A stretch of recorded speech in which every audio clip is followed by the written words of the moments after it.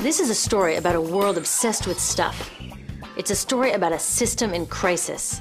We're trashing the planet, we're trashing each other, and we're not even having fun. The good thing is that when we start to understand the system, we start to see lots of places to step in and turn these problems into solutions.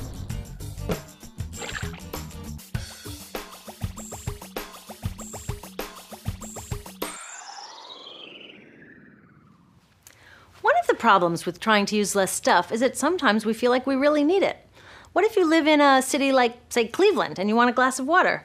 Are you going to take your chances and get it from the city tap? Or should you reach for a bottle of water that comes from the pristine rainforest of Fiji? Well, Fiji brand water thought the answer to this question was obvious, so they built a whole ad campaign around it. It turned out to be one of the dumbest moves in advertising history. You see, the city of Cleveland didn't like being the butt of Fiji's jokes, so they did some tests, and guess what? These tests showed a glass of Fiji water is lower quality, it loses taste tests against Cleveland tap, and costs thousands of times more. This story is typical of what happens when you test bottled water against tap water. Is it cleaner? Sometimes, sometimes not. In many ways, bottled water is less regulated than tap. Is it tastier? In taste tests across the country, people consistently choose tap over bottled water. These bottled water companies say they're just meeting consumer demand. But who would demand a less sustainable, less tasty, way more expensive product, especially one you can get for almost free in your kitchen? Bottled water costs about 2,000 times more than tap water. Can you imagine paying 2,000 times the price of anything else? How about a $10,000 sandwich? Yet people in the US buy more than 500 million bottles of water every week. That is enough to circle the globe more than 5 times. How did this come to be? Well, it all goes back to how our materials economy works, and one of its key drivers, which is known as manufactured demand. If companies want to keep growing, they have to keep selling more and more stuff. In the 1970s, giant soft drink companies got worried as they saw their growth projections starting to level off. There's only so much soda a person can drink.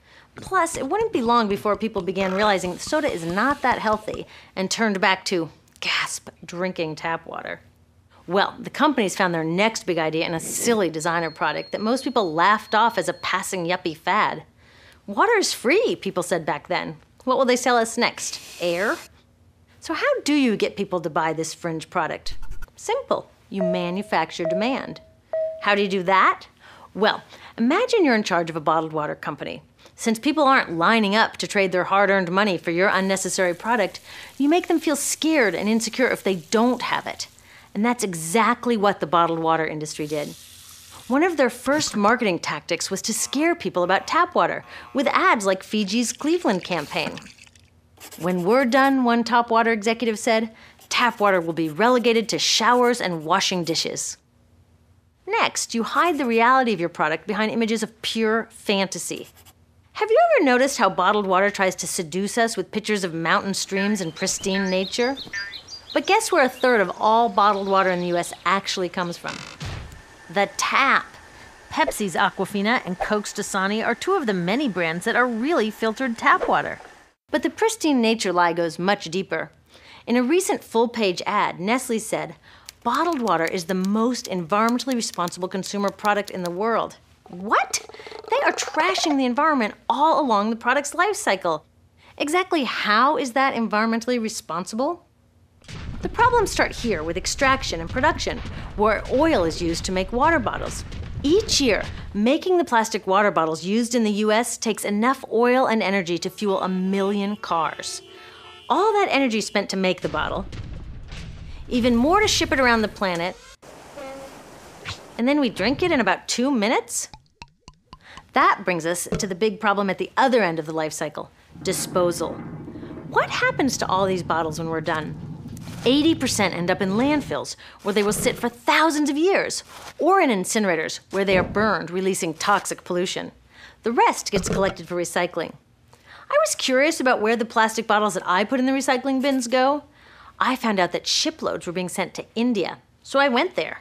I will never forget riding over a hill outside Madras, where I came face to face with a mountain of plastic bottles from California. Now, real recycling would turn these bottles back into bottles. But that wasn't what was happening here. Instead, these bottles were slated to be downcycled, which means turning them into lower quality products that would just be chucked later. The parts that couldn't be downcycled were thrown away there, shipped all the way to India just to be dumped in someone else's backyard. If bottled water companies want to use mountains on their labels, it would be more accurate to show one of these mountains of plastic waste. Scaring us, seducing us, and misleading us. These strategies are all core parts of manufacturing demand. Once they've manufactured all this demand, creating a new multi-billion-dollar market, they defend it by beating out the competition. But in this case, the competition is our basic human right to clean, safe drinking water. Pepsi's vice chairman publicly said, "The biggest enemy is tap water." They want us to think it's dirty and bottled water is the best alternative. In many places, public water is polluted, thanks to polluting industries like the plastic bottle industry. And these bottled water guys are all too happy to offer their expensive solutions, which keep us hooked on their products. It is time we took back the tap.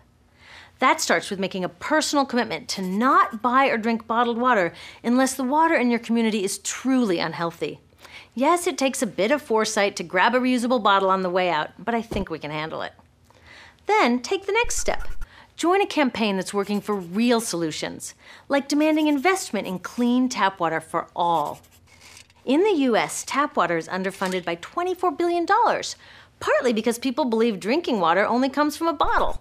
Around the world, 1 billion people don't have access to clean water right now.